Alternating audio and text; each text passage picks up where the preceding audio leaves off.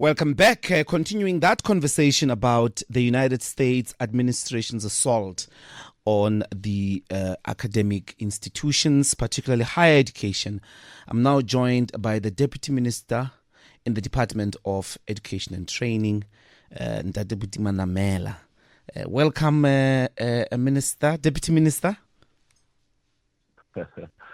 Thank you for having me. I came as soon as I had. Hope you're doing good.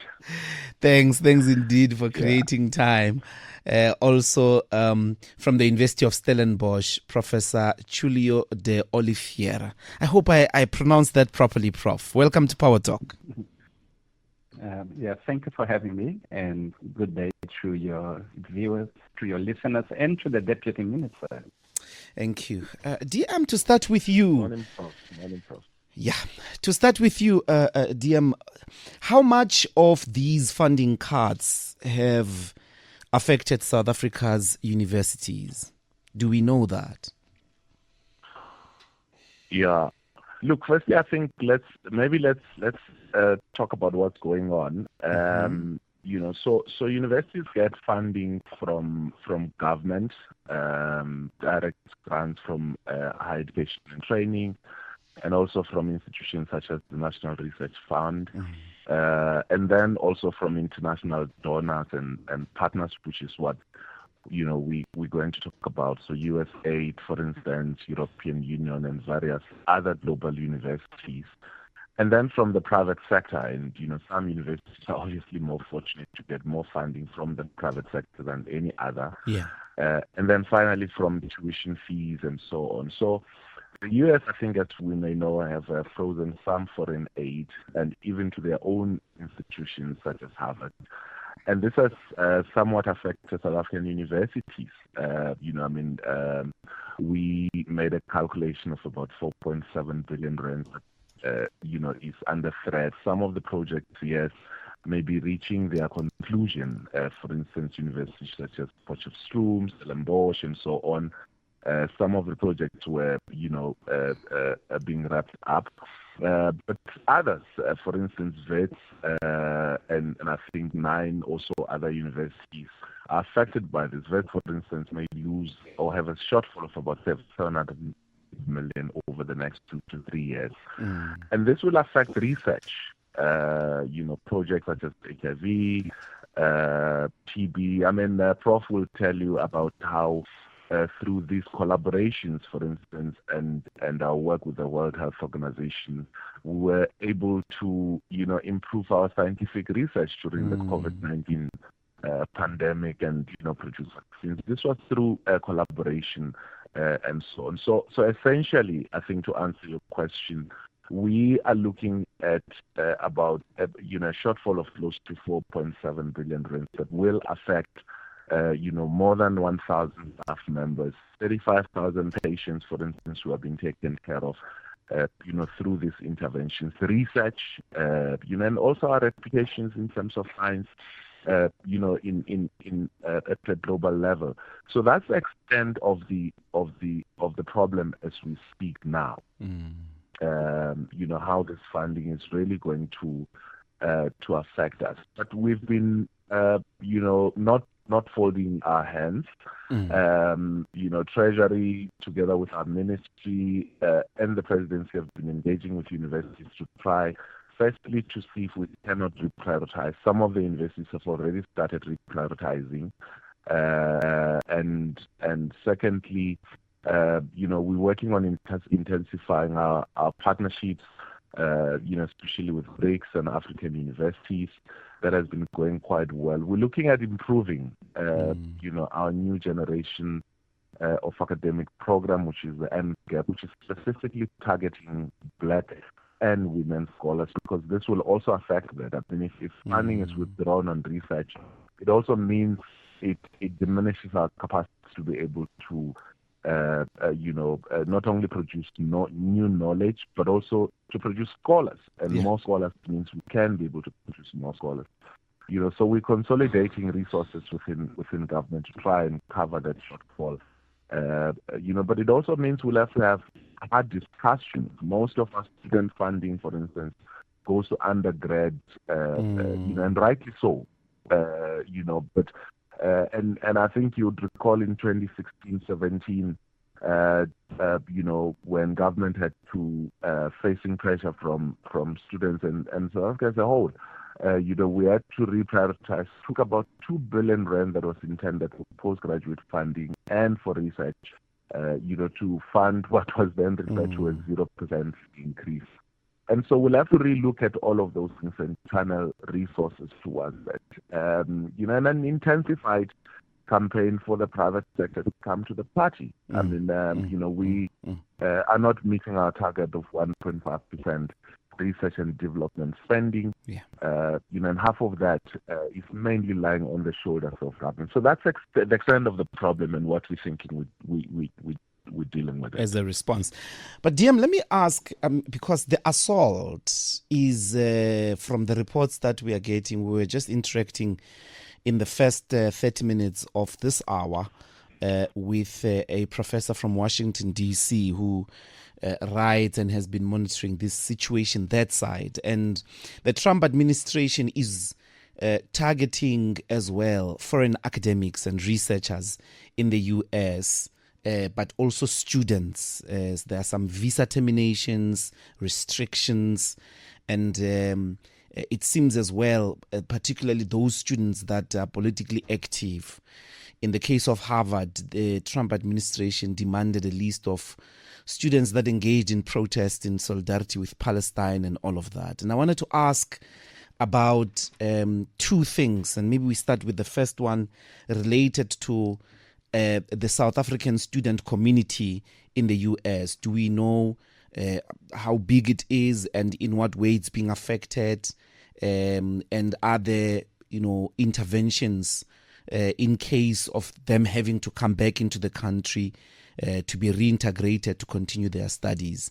And the second part, I'm sorry to ask a very long question, relates to general relationship of brain drain that the United States Academy has dominated over the years. If foreign academics are no longer at home academically and intellectually in the U.S., shouldn't we be recruiting them to find that home, particularly African academics, including the ones in the diaspora, to be at home here and continue their intellectual work? Look, firstly, we may not be precisely aware of the number of students, of South African students or academics who are based abroad, but it's quite a significant number. We have, scholarships that are offered by, through the U.S. government or through partnerships with universities directly. So that's the one part. But there are also partnerships, bilateral and partnerships between South African universities and U.S. universities. And I think if this onslaught continues, we obviously have to ensure that we put in place mechanisms for academics to, be able to return home, but also to be able to, complete either their studies or research projects. Fortunately, we have very respectable mutual recognition of qualifications between the two countries. So anyone can come and continue studying here in South Africa. And we'll obviously have to look at the resources that are required, and so on and so forth. We cannot afford to waste those brains. Now, with your second question, I've gotten into trouble, just recently, in an argument around, whether should there be, some form of protectionism in terms of South African academics who are, in terms of African academics who are practicing in the continent, and whether should we be allowing this inflow of academics. And I think it's a very crucial discussion. The U.S., in the first place, if they're going to have an onslaught on academia who are foreign in their country, it's basically depleting, their own capacity. And I think it presents itself as an opportunity rather than a crisis. And so, our engagement with some of the universities, through the University South Africa Forum, shows that, if we bring in additional resources, we may be able to cushion the impact this may have, and if there's a need for us to have more of these academics coming to be based here. It is a benefit for South Africa, if these academics are practicing here at home or are, active here at home. But the advantage of bilateral, engagement, research done with other universities, it means that we're able to tap in the resources of those countries. And we've got many of this, not only with the US, but with the European Union, with China. China has got, I think it's one country with one of the most South African academics based there, but also with Chinese academics based here, because that's the other inverse, which is not being looked at. But not only do we have academics from here being based in the US, but we also have US academics based here as part of that, exchange program. But we also need to, look at this thing in the context of, beyond collaboration. I think we also need to look at it in the context of sharing global knowledge. Not just as us having to bring back at cost, academics who have chosen to practice their trade wherever. And I think this is going to be very, very important. We cannot afford to exclude South African universities from engaging with, foreign institutions and academics. And yes, it has to have, follow certain limits. We have to have South African academic dominance in our universities, but it is important that we do not lock ourselves out, just as, it's reported that the Trump administration is doing with foreign academics. Professor de Oliviera, I'm told Stellenbosch has also had its own share of experience with regards to these cuts. Are you able to take us into confidence in what way is the university affected by the Trump administration funding cuts? Yes, thank you. So just to reiterate what the Deputy Minister said, the university has been severely affected. So in Stellenbosch alone, we estimated around 900 million of the 4.7 billion rand. So it is quite a lot of money. And what one has to understand that this is not funding that came as aid to help. These were super, ultra competitive applications where South African scientists beat the whole world to get these grants. So Prof, Stellenbosch alone, your line is not very clear. I don't know. Just maybe hold on 1 second. See if the producers this side can get it to be more clearer. If you've just joined us, this is Power Talk with me, Mbuyiseni Ndlozi. I'm in a conversation with the Deputy Minister of the Department of Higher Education and Training, as well as Professor Tulio de Oliviera, speaking about the impact of Trump's funding cuts on our higher education landscape. DM, I know we haven't gotten the full story of Stellenbosch, but 900 million rands, that's 900 million rands is a lot. And Stellenbosch, just the name gives me attitude, like, Jesus. I thought Rupert has got their back. Well, it's probably time that he and I think a lot more from the private sector come in play, to help us resolve this. But as I said, we are in discussion with Treasury and also in the presidency, because we see this as agent. Prof. Tulio and them working with the the World Health Organization, working with various other African academics through this funding, have been able to do some miraculous work on mRNA vaccine technology at the hub that they're running there in the University of Stellenbosch. And this is the case with various other universities where research in science that will affect lives, will be affected. But as I said, our attitude is that we need to see this also as an opportunity. That emphasis by Prof that he was making earlier in his input, that this was not aid. This was peer-to-peer universities, academic scientists getting to agree that as South Africa we can and should be able to do this work. And that's that. So for us, I think it's an opportunity to relook at our funding for research, our funding for master's, doctoral and postdoctoral students. And I think it's something that in the short term we should be able to resolve. I think we've got the professor back. Prof, let's see if the line is clear now. Yes, I hope it's much clear now. Yeah, please proceed. Yes. So what I was talking, just agreeing with the minister, that was a big effect. Yeah. So Stellenbosch alone lost close to 1 billion rand, and this is through extremely competitive grant applications, which basic is South African scientists beating global competition. Yeah. So at the moment, we are looking on how to decrease the shortfall. Otherwise, Stellenbosch will have close to 300 scientists that will have to be retrenched.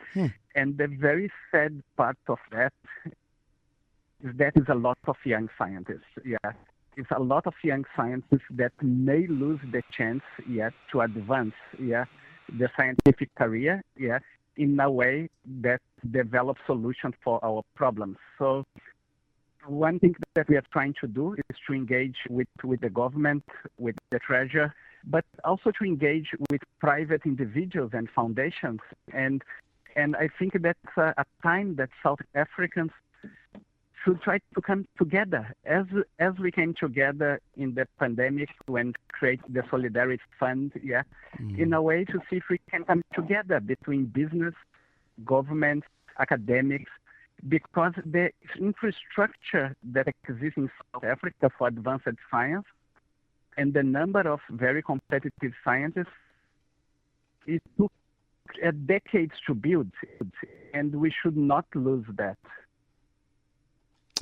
But are you able to take us maybe in this short, without being too complicated, obviously, when you say 300 scientists, some of the programs that they were engaged in and their significance for society, just for the sake of our listeners? Yes. So for example, my center alone, FERI, the Center for Epidemic Response and Innovation, lost 8 NIH grants. And these were funding that contribute for surveillance, and that surveillance for emergent pathogens such as influenza, such as virus transmitted by mosquito, by HIV, which is developing drug resistance to antiretrovirals, or for TB that we work to protect the only drug that came to the market in the last 50 years, because TB is kind of a disease of the poor. It has been ignored by most of the world. So we have a new, very good therapy called bedaquiline that we are following very close to try to avoid developing resistance. So that's the kind of important research that is happening in South Africa. And that is diseases that affect everyone. So what is happening is that it's not only the scientists being affected, but also the health system in South Africa is being affected, because that will stop the development of better therapies, better vaccines, and better ways to manage our disease burden. Thanks indeed. What are the timelines we are looking at before the department gets its hand on a permanent solution, as it were, so that such initiatives don't go down the drain? I mean, you had said you're in conversation with Treasury and all of that, but what are the timelines are we looking at for some form of a permanent solution? Well, look, I mean, this is the 4.7 billion rand total, which Stellenbosch and Wits are taking the large chunk of it. It's something that's I think over a period of 2 to 3 years.